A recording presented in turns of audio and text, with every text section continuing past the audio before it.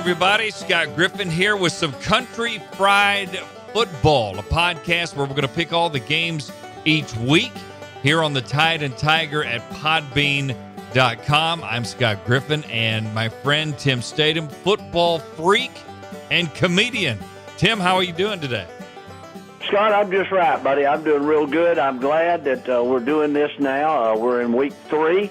And before you know it, it'll be over with, and I'm all excited that we've got football back again. No, it's going to be an absolute blast, and we had to take a couple of weeks to warm up and get rid of those bad games, those northern wherevers that these teams play sometimes. We've been waiting on this Auburn and Mercer game for 3 weeks. Do you even know where Mercer is?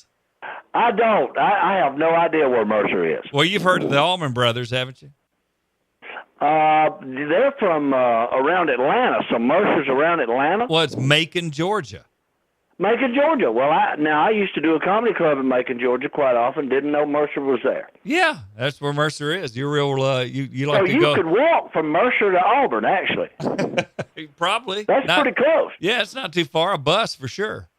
Mm-hmm. No doubt about it.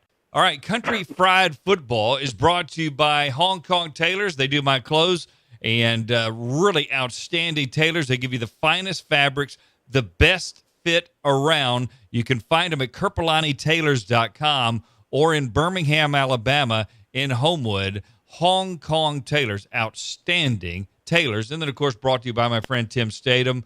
And we'll tell you more about how you can get in on some of his comedy DVDs, T-shirts, and different things coming up. So you ready? I am ready. All right, let's start with a really good one. I think it's good. It's Tennessee and Florida. I mean, it was good when it was Phil Fulmer and Steve Spurrier. I don't know about your boy Jones and McElwain, though. Well, they're playing in Florida. They had to inspect the field because, the terrible hurricane that come through there and just displaced everybody. I'm glad that they're playing the game. I've told you before, I'm not 100% sure that Butch Jones is a SEC coach. He would be a great, a car salesman. I don't know if he's a great coach. I guess we'll find out. Well, hold on. Why would he be a great car salesman? Well, because he's full of hot air. But okay. We're trying to keep it clean. But Florida, is a 4.5-point favorite in this game, and I'm a little shocked by that because I'm not real sure that the players that were suspended is going to get to play because they didn't play last week. Yeah. That's up in the air. I'm hoping for a good game. I've got Florida picked to win this game. We're picking 12 games today, and I went down the list to start with, and I had all favorites picked. You can't do that because all favorites are not going to win, so I had to go back and revise it. But I've got Florida winning, maybe not covering, but they will win the game. Why are they going to win? Well, I think since they've had this tragedy, sometimes you see teams, the Saints did it, Alabama did it when the tornadoes come through. When they go through some tragedy, especially when your family's affected, and you get a chance for 3 hours to kind of forget it for a little bit, that does stuff to people. I think people just really rise up with that, and I'm kind of thinking that these guys are going to play really hard. McElwain needs this game. Yeah. He needs this game probably more than Butch Jones because Florida fans expect to win now, and Tennessee hadn't won in 10 years, so they really don't know what it's about. So I think it's more important. You say that. You know what their record is in the last 20 games? 16-4. Think about that. Tennessee is 16-4. I know they won a couple of games last year because they got lucky, and but luck's good. You got to have luck. Well, they've been lucky 16 out of 20 times. It is a weird stat that's amazing.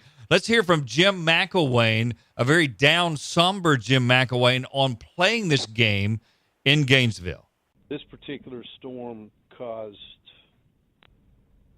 great damage to the whole state. I think last year's had a huge impact on the east side of the state, and yet this one has been devastating for everybody throughout. And we were obviously in shelters, for about 3 straight days, and lost contacts and a lot of things that way. But with that being said, I know our guys are excited to get an opportunity to play. Now, you remember, Tim, last year we had this LSU-Florida deal with the weather. You remember that? And they ended up playing in Baton Rouge and all that. So this is the second time Jim McElwain's had to deal with this thing. Well, he'll get them twice at home. He gets them this year and next year because that was the deal that they struck last year. Mm-hmm. So maybe he'll be there to enjoy that second time. I hope so. I like Jim McElwain. I really do. I think he's I'm going to tell you something. I watched him last year. I watched him this year. I think he's went through some of that teeth whitening phase. I think that's a good idea. He looked like he was sporting some little hominy corn there last year. It looks pretty good this year. His smile looking pretty bright, and I do like him. So, and I think that might help him win too. All right, let's move on. Now, here's another good game quietly to me. South Carolina and Kentucky. I mean, Will Muschamp's team has looked really good. What do you think of that one? Well, I think these are two pretty good teams. I really do. And I always pull for Kentucky. I like Kentucky. I always like Vanderbilt. And I'm going to tell you, I don't think he could be in a better situation at South Carolina because, South Carolina has a great fan base. I don't know if you've ever been to a game there, but they got great fan base. They come out, they support their team no matter what.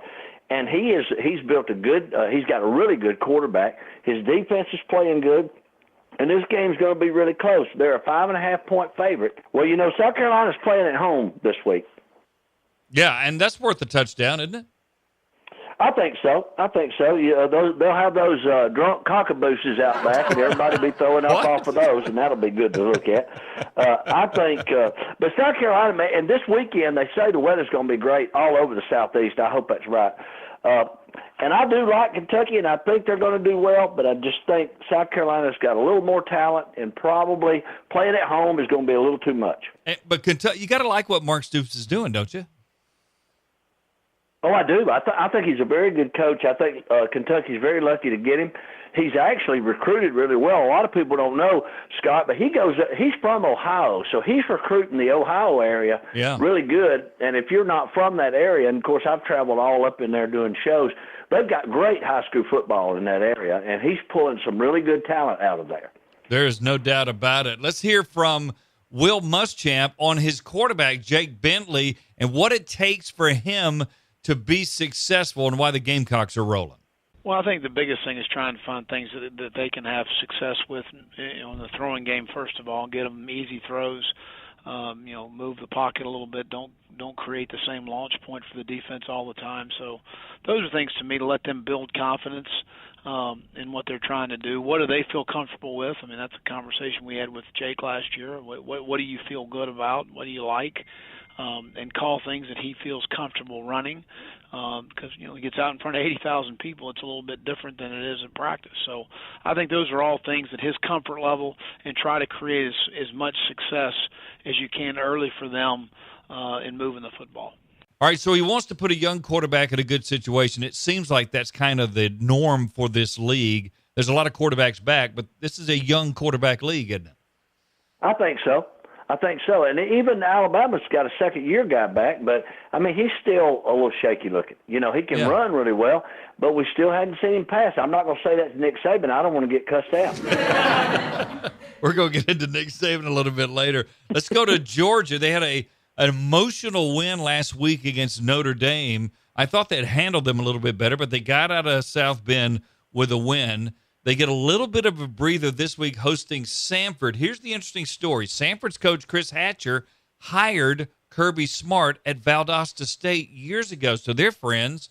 And Samford, you remember, ran up 400 or 500 yards on Mississippi State last year and were within a couple of touchdowns of that team at the end of the day. So it's an FCS team for folks listening in, but a very dangerous, high-scoring team. It really is. And, Scott, we're from this area. We read about them. We know about them. And if you ever just on a night that they're playing and you want to go out there and watch them, they've got a really good program. And they got a beautiful campus. And if you can just go out there, I've took my kid out there before and watched the game. It's a great atmosphere.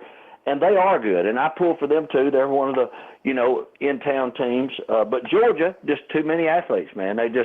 Kirby's really recruiting well. and their quarterback looks like he's coming into his own. In Georgia, there's no line on this game because, that's not a Division I team that they're playing, so they don't put a line on it. But I think Georgia wins this game. But it'll take them probably to the third quarter. I think it'll be tight till the third quarter. And then the athletes, and I think Sanford just runs out of gas. Yeah, but they got Devlin Hodges. They got some players. They'll score some points. If people expect this to be 55-0, I don't think that's going to happen. Do you? No, I don't either. I really don't.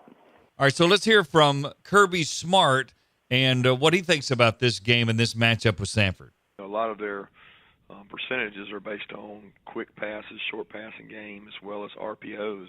So there's a lot of completions within 5 to 10 yards of the line of scrimmage. So it's not so much the pass rush as it is the ability to tackle the guy when he catches it. No yards after the catch. They do a really good job in their screen game, which helps his completion percentage. But you got to get them on the ground after they catch it and not give them the extra yards. The ball comes out really quick, and they're really efficient at what they do. It's kind of a extremely different style of play than what we've played the last 2 weeks.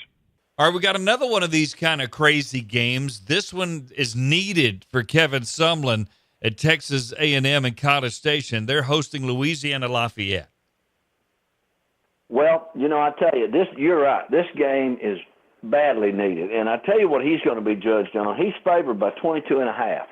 He has got to blow that out of the water. He cannot win this game by 21 points. He's got to win this game by 35 points, or he's still got the hot seat on him. And he may anyway because, some of the boosters have come out and they've said some really bad things about him. But he's got to win this game. He's got to blow him out. And I don't know that he will because, Louisiana Lafayette's like one of them little teams in the South. They get the people that don't go to LSU or maybe not go to Alabama, Mississippi, or somewhere like that. And they've got 1 and 2 stars, and by the time they're seniors, they turn into 3 and 4 stars. And we've seen it before. These little teams can sneak up on you if you give them a chance. And I don't think Texas A&M will. I don't think they'll cover it, but I do think they'll win. All right, and this is a team that's 8-5, basically in Kevin Sumlin's career without Johnny Manziel, right? I mean, that's what correct. They are. That's not good enough at A&M because he teased them with Manziel a few years ago and hasn't done much since. Well, it's the same thing in Auburn with Cam Newton. They really hadn't had a whole lot after Cam Newton, and it's kind of the same thing. This is Country Fried Football. Scott Griffin, Tim Statum, the comedian, will tell you how to get his stuff in just a few minutes. LSU, Mississippi State's another intriguing game. I kind of like this first week of true SEC football because this one's got ambush possibly written all over it. It's at Starkville. Well, it does. And I'll tell you, when you look at the line, LSU's 7-point favorite, and it is at Starkville. But do you know what the record in the last 8 times that these teams played, do you know what the record for Mississippi State is? Probably 0-8. They're 1-7. They've only won one of them, and it was the year that they were number 1 for just a little bit till Alabama hurt their feelings. Yeah. And I was at that game. Yeah. But now this is one of them Statum stunners that I throw out there. One of them games that a lot of people, they're all excited because, LSU they're playing really well right now. But I do believe Mississippi State wins this game, upsets LSU, and then I don't know what LSU will do. They'll just have to cook some jambalaya or something because they'll have to get drunk and just eat. All right, what are you thinking there? I know you like Nick Fitzgerald, the quarterback, but what's your thinking on this? I do. I think he may be one of the best quarterbacks in the conference. He's a big kid too. A lot of people don't know it, but he's about 240. I think 235, 240. He's about 6'5", and he's got a lot of confidence. And he'll run it. And he won't only run it; he'll run over you with it. Big kid, and I know that the coaches come out and said that he might be one of the best quarterbacks he's ever coached, and that's a mouthful because he's coached Tim Tebow and he's coached Cam Newton. So if you can say that, that's pretty big. No doubt about it. Let's listen to Dan Mullen from Mississippi State talk about what he's got to do offensively with Nick Fitzgerald against this vaunted LSU defense. Part of it's scheme of making sure you're putting guys in the position to be able to make plays, and doing what they do well, and making sure they have the confidence in what they're doing so they're in a position to go make plays.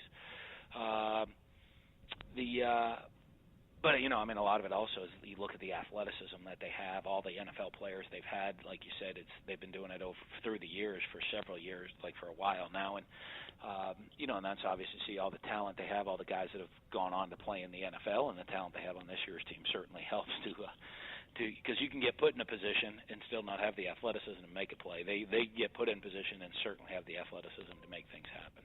Now, Ed Orgeron also has some stuff to do, like you talked about, against Nick Fitzgerald. Arden Key is back, Tim. He's not in football shape, though. He'll start.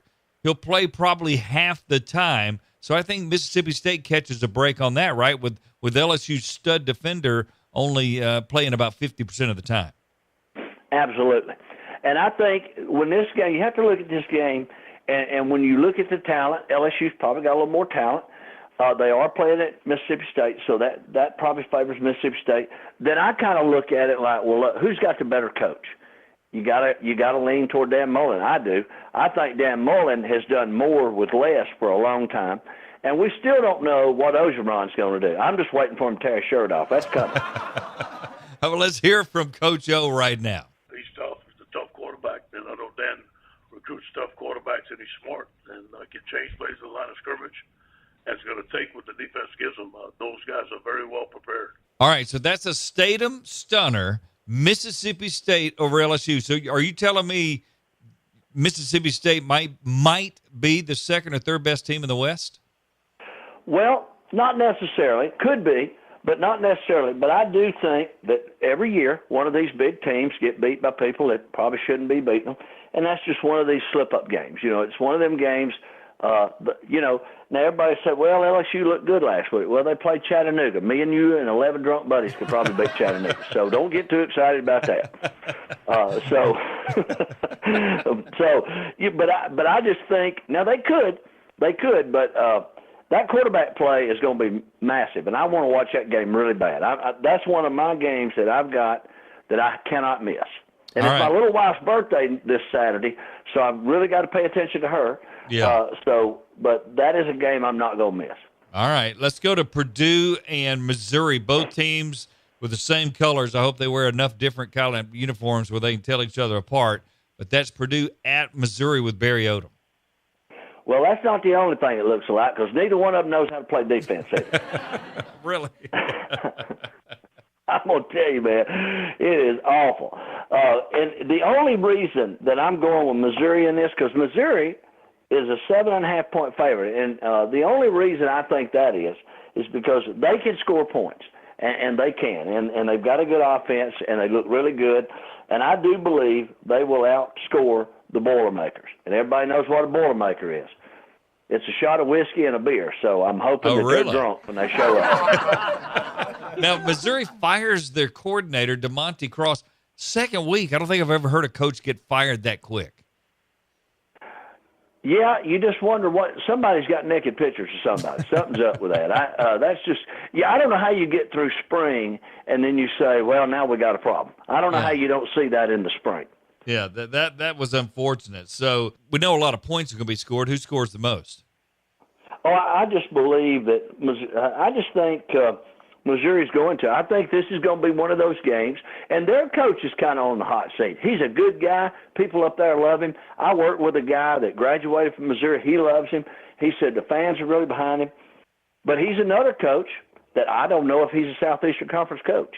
Well, we're going to find out. And here is Coach Odom for Missouri talking about his team. They're practicing good, but you got to take it to the field. You know, we did some really good things in practice last week, and it didn't carry over to live competition in the competitive arena. So we've got to get that fixed. Our urgency is here and now on getting that done.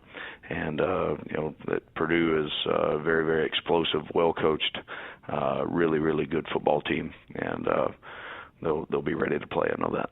All right, Ole Miss is another team that's got a long road trip. They're already in California, Tim, taking on the Bears. And you know that Hugh Freeze hates he missed his trip because there's a lot of hookers out there in California. Boy, he missed a big opportunity on this one. But I think their coach, you know, he played there. His dad played at Ole Miss. I think his grandfather played at Ole Miss. I'm pulling for him. I hope he can do good. And they're a 3.5-point favorite, Scott, and I just think they'll beat Cal because, brother, Cal can't stop nothing right now. Their defense is bad. Their offense, they score points and they look okay, but I just don't think they're going to have enough. When you put it on paper and look at it, SEC talent is going to beat Surfer Boy talent any day of the week. Well, and Shea Patterson is number 2 in America in passing yards, 918 yards in 2 games. He went crazy last week, but if you got 918 and 2, that means you went crazy the first week. And then A.J. Brown, you know he's got wide receivers. They're all about 6'1", 6'2", or bigger. A.J. Brown is first in the country in receiving yards with 389 yards. He's got 4 touchdowns. So they can, as bad as Ole Miss is on defense, their offense is spectacular. Well, you know, and you were talking about Shea Patterson. He's another one of those, when you watch him running around, he reminds you of Johnny Manziel. If I was coaching at Cal, here's what I'd do today. I'd go out there and say, look, we're not even going to bring the footballs out today. We're going to line up on defense, and we're going to get these chickens, and y'all going to chase chickens all day long. If you can catch these chickens barehanded, we've got a chance to win this ball game. Kind of like Rocky training, right? Like the movie Rocky. That's it. So you like Ole Miss in this one? I do. I think Ole Miss will win. I don't know how big they'll win, but you got to think they'll cover the 3.5.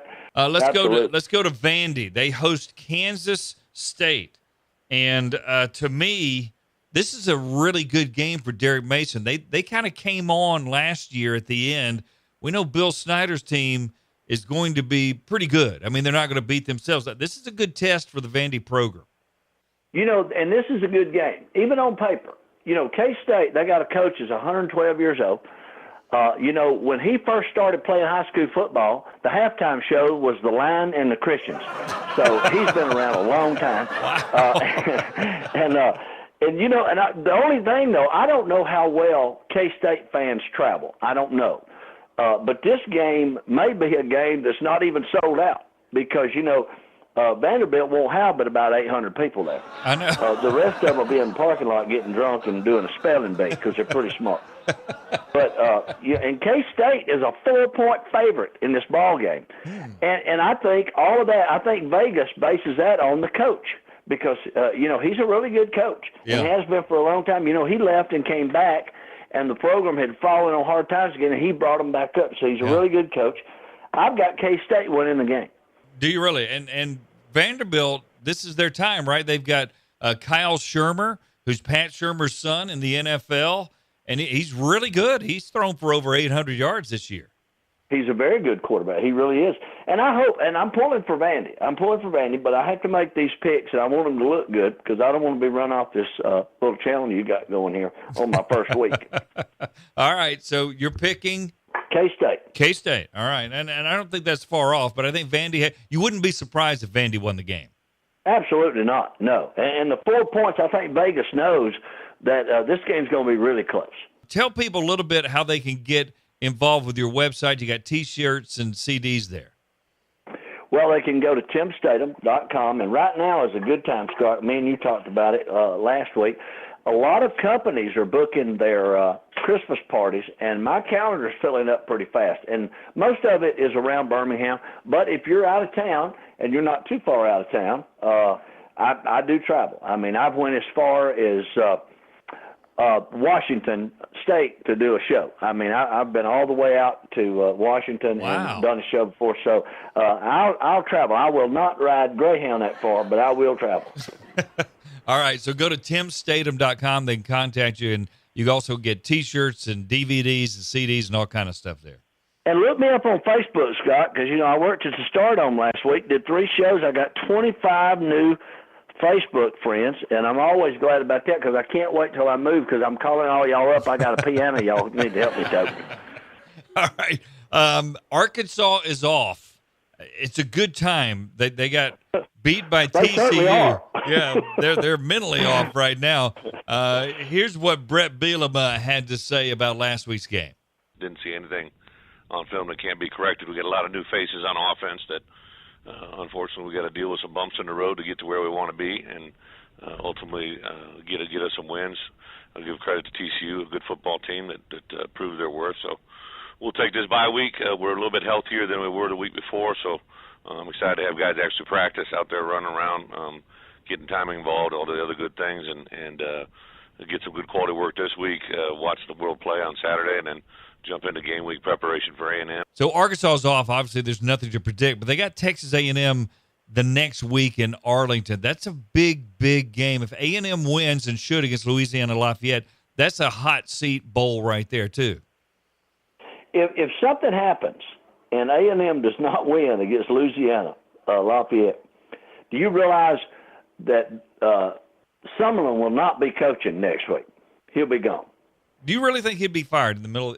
I think so. If you lose, yes. If you lose to them, you know, if I drag some old woman up in this house tonight, barefooted with no teeth, I'm out the door.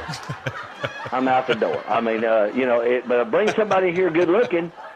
You might have a shot. She may stay, and I may still be out the door. You never know. All right, so Brett Bielema and Arkansas off. They'll take A&M next week.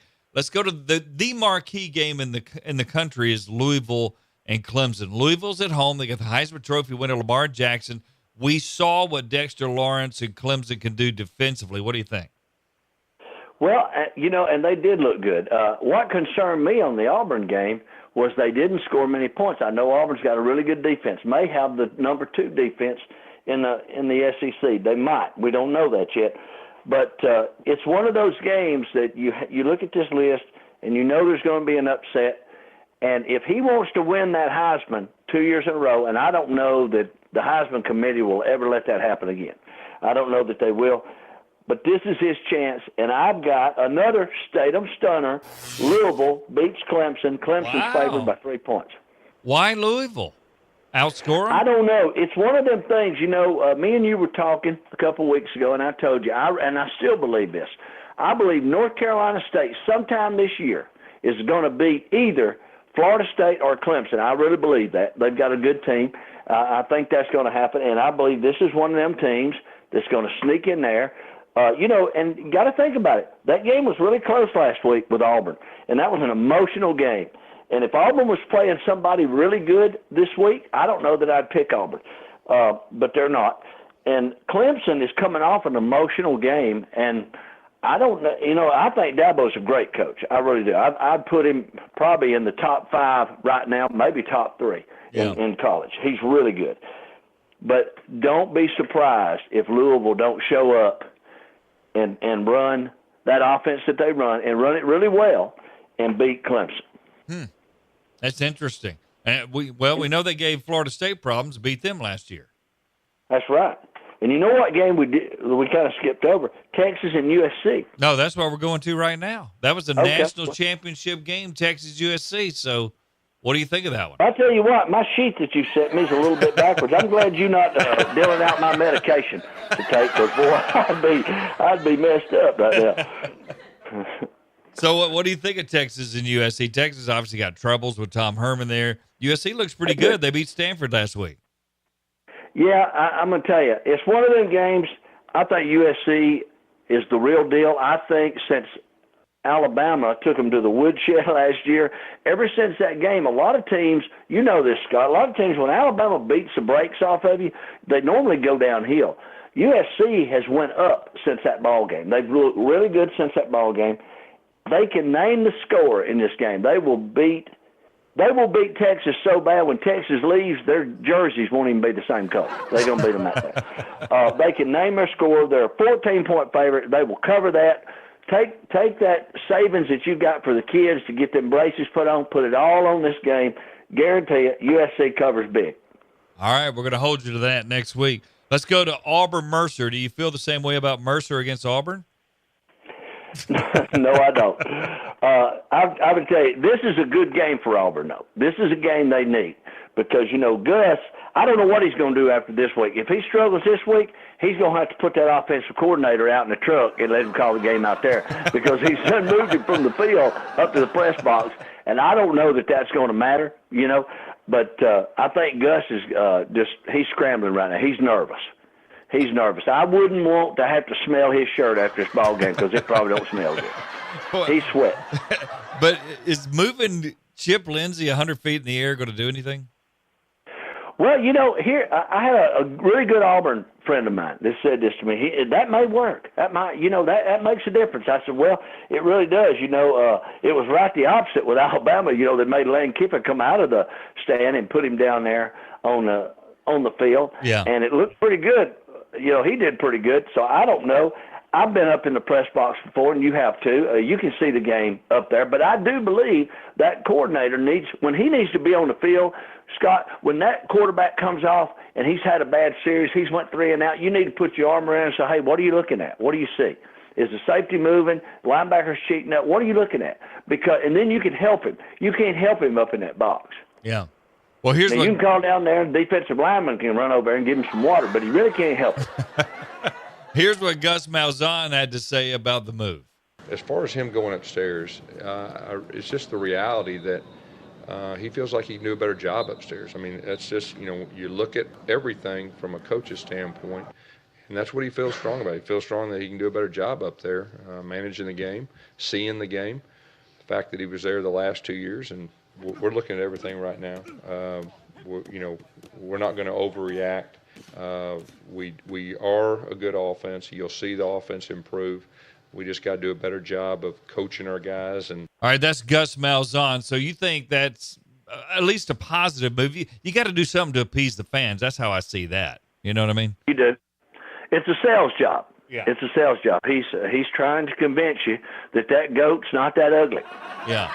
All right. So obviously you've got Auburn, but we're not going to know if anything's fixed. I mean, I expect them to score 40 or 50 points and have 500 yards, but I don't know what's going to be fixed.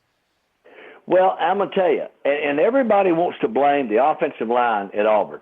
I watched it, Scott, and you've watched football just like me. They looked like there was some confusion on the calls it looks like they were picking up the wrong packages at time. They were blocking the wrong people.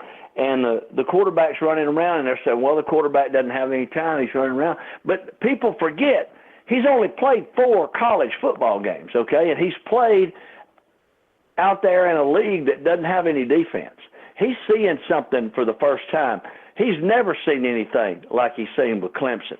And that's as close to the SEC as you're going to be, looking at. And he's going to get that a lot this year. He's going to see it with Alabama. He's going to see it with LSU. There's a lot of teams that he's going to see that with. And I don't know how calm and cool he can be. I mean, he got sacked 11 times. That's unbelievable. I've been out to a nightclub, and I'm not a good-looking man. I've never been turned down 11 times. Well, that puts it in perspective. It does. And I had good blocking. All right, so we got Auburn in that one. Finally, as we wrap up Country Fried Football here with college football, Nick Stevens, do you know who that is? I have no idea. Well, see? You're a typical Alabama guy. You don't know who you're playing. That's the quarterback for Colorado State, Tim. He has 980 yards passing.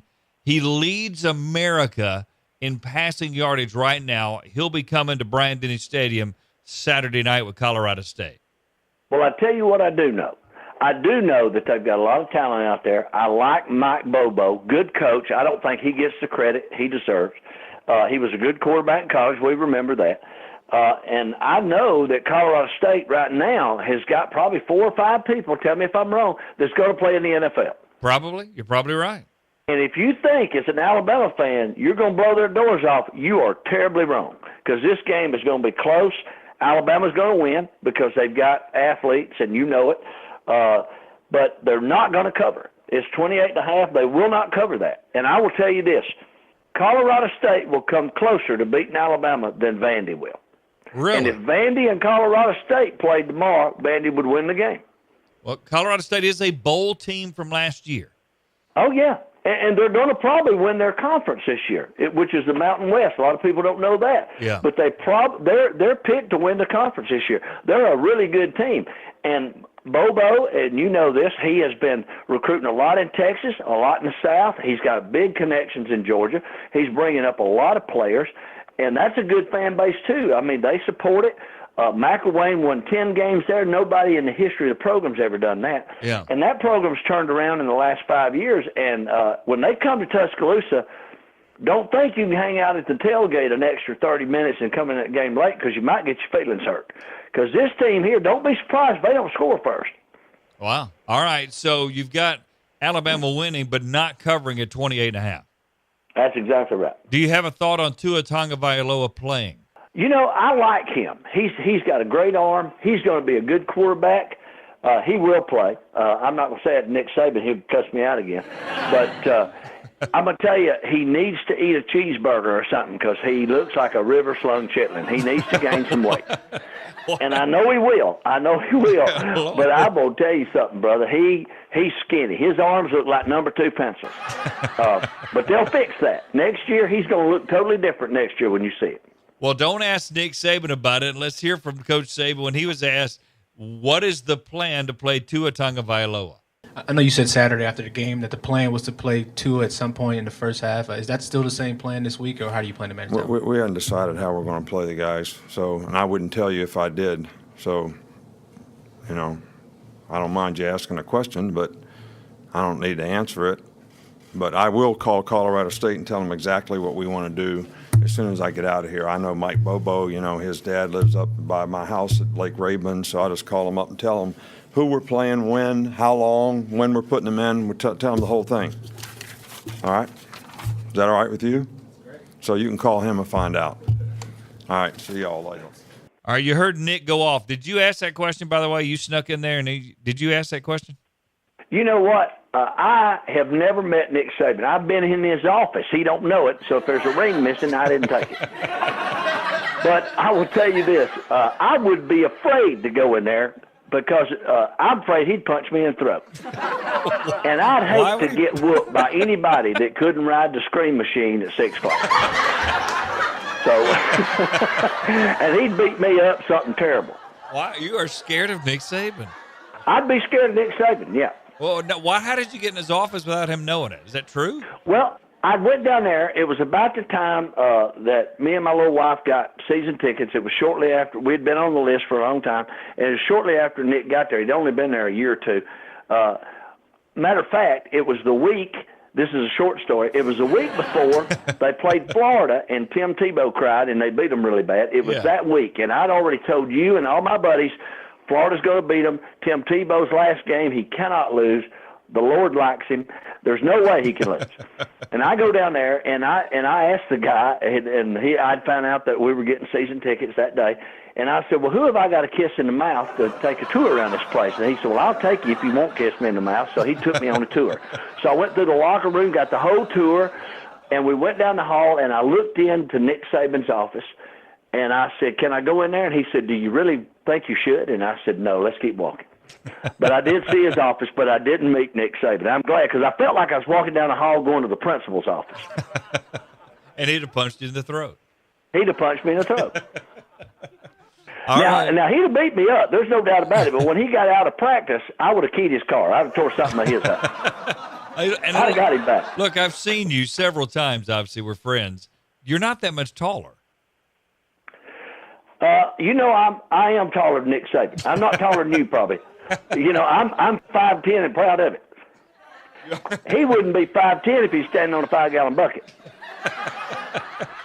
Because if I ever seen Nick Saban, I'd have to hold him up and let him drink out of the water fountain. Well, let's hope that never happens in your life. All right, Country Fried Football. We're going to do this every week. We hope you have fun. Leave us some comments on things you want to hear. Tim Statum, be sure you go to timstatum.com. You can book it for Christmas parties or whatever. They've got DVDs, CDs, T-shirts there. And, of course, I'm Scott Griffin. We appreciate you listening to Country Fried Football. We'll talk to you again. Is that dogs barking while I'm closing out the show? Yeah, there's some Georgia fans showing up. I don't know what's happening. For Tim Statum, Scott Griffin saying so long with Country Fried Football.